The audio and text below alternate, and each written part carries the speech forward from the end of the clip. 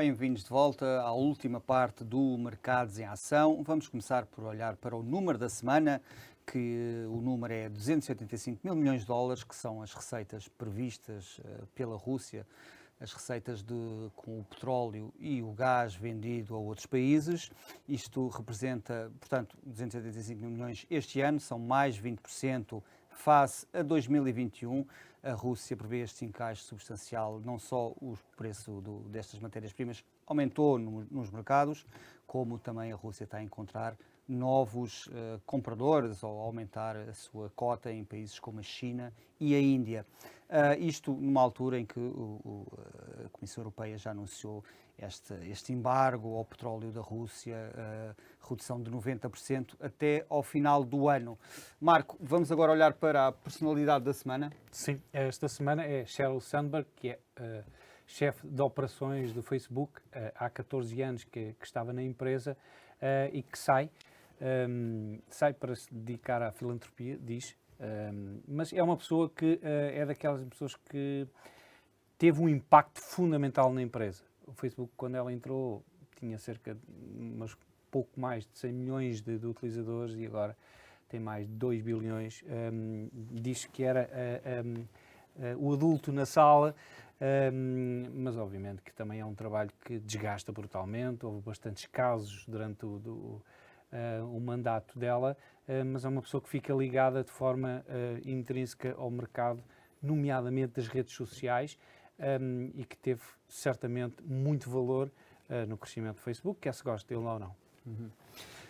Muito bem. Steven, olhando aqui precisamente para o petróleo, tivemos aqui novidades recentes com este embargo da União Europeia à Rússia.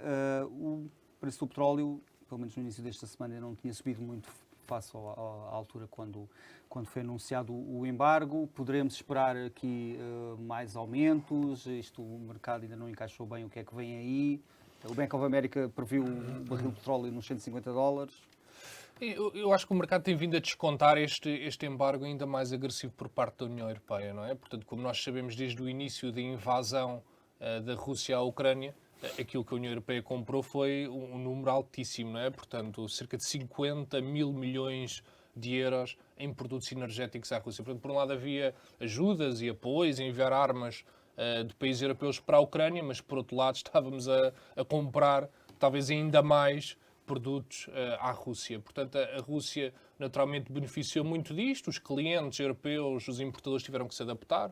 Portanto, apesar da Rússia estar excluída do sistema SWIFT e ter N agressões muito, muito agressivas, os importadores europeus foram obrigados, entre aspas, a abrir contas no Gazprom Bank para eles poderem fazer pagamentos em rublos à Rússia, tal como a Rússia definiu de início. Portanto, existia aqui uma grande dependência do centro da Europa, sobretudo à Rússia. Acho que o mercado tem vindo a descontar isso, portanto, com preços cada vez mais altos. Eu acho que a questão que agora começa a surgir se tivermos, de facto, uma desaceleração económica, não é? Portanto, por vários motivos, e já falámos do subida do custo da dívida, os custos das matérias-primas cada vez mais altos, se tivermos aqui uma desaceleração da economia, também haverá menos procura por petróleo.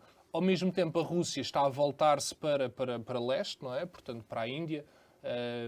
O grande comprador também aumentou imenso, e a China, não é? Portanto, se tivermos aqui de facto um desconfinamento chinês, a China não vai deixar de aproveitar petróleo a desconto, não é? Vai ter todo o gosto em fazer negócio com a Rússia, seja em que moeda for, para comprar. Portanto, acho que por um lado podemos ter no Ocidente alguma desaceleração, menos necessidade de comprar petróleo, e daí o petróleo não estar a subir tanto para já e já estava tudo descontado nos preços. Por outro lado, no leste, economias emergentes poderem comprar mais à Rússia. Steven, mas não achas que é um erro clamoroso, um erro estratégico fazer este embargo ao petróleo russo? Eu entendo que é óbvio que as pessoas não querem dar dinheiro para a Rússia e pagar a guerra deles, sendo que pagamos também para o outro lado, não é? Mas isso advém de um erro estratégico de Merkel, que foi deixar-nos nas mãos dos russos em termos energéticos, porque era economicamente mais interessante para a indústria alemã. A questão é esta. O que nós estamos a fazer, basicamente, é aumentar o preço do petróleo, ponto final, porque os russos não estão a deixar de ganhar dinheiro com isso, pelo contrário, estão a ganhar mais com os ativos energéticos e a vender menos. E nós não temos safa. Porque eu acho que o que está em causa não se percebeu que estamos a lidar com um monopólio. Sim. Que basicamente o petróleo é um monopólio. Agora muito mais, tendo em conta que é a OPEP+. Porque antes ainda existia a divisão OPEP e Rússia. Agora não, agora é OPEP+, e a OPEP é que tem a capacidade para aumentar ou diminuir a produção. Portanto, é um monopólio e nós não temos controle sobre esse monopólio. Estamos a restringir isso. É basicamente estarmos a aumentar o que estamos a pagar, e é muito mais mais 50% em termos de custos energéticos. Não estamos a resolver o problema, porque eles estão a continuar a ganhar dinheiro.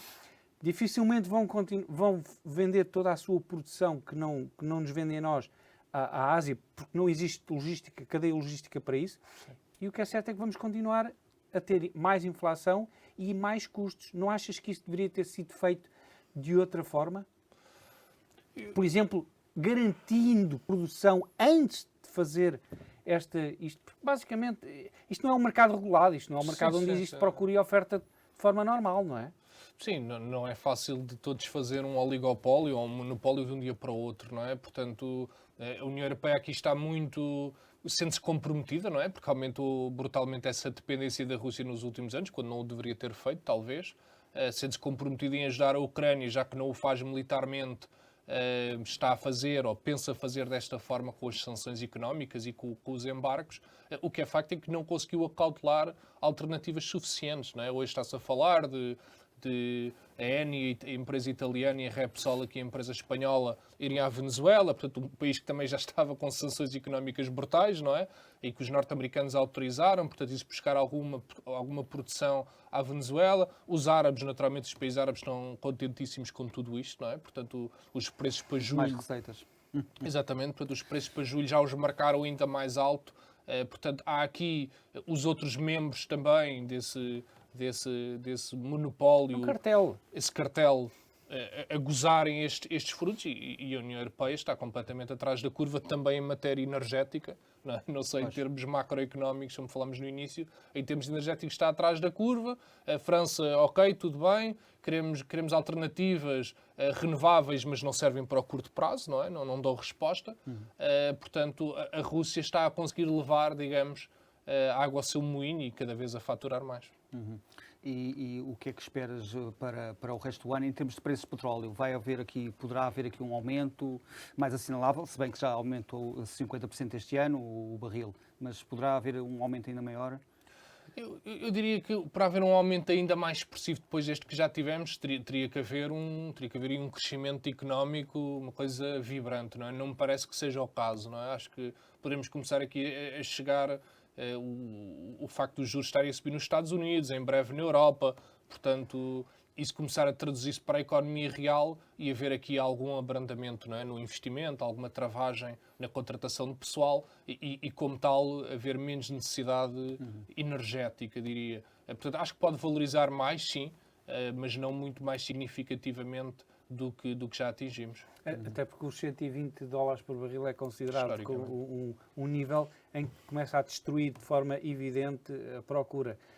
Mas também existe outro ponto, que é mais impactante que as sanções ou o embargo, é, por exemplo, a falta de investimento que a indústria petrolífera russa está a ter por parte do Ocidente, que irá também reduzir a sua própria produção. Mas mesmo dentro da OPEP, já é assumido que a própria OPEP não irá conseguir cumprir, por exemplo, Angola não consegue cumprir a sua cota, mas poderemos não ter aqui muitos aumentos, mas o preço do petróleo, pelo menos enquanto durar a guerra, enquanto Putin estiver no cargo, é previsível que se mantenha acima dos $100, não? Sim, eu acho que enquanto estivermos em todo este contexto geopolítico, não é? E com Putin a liderar, eu diria que acima dos $100, sim, o que é uma reinvenção ou uma novidade total para países como Portugal que não contam com isso para o seu dia-a-dia e para os seus orçamentos.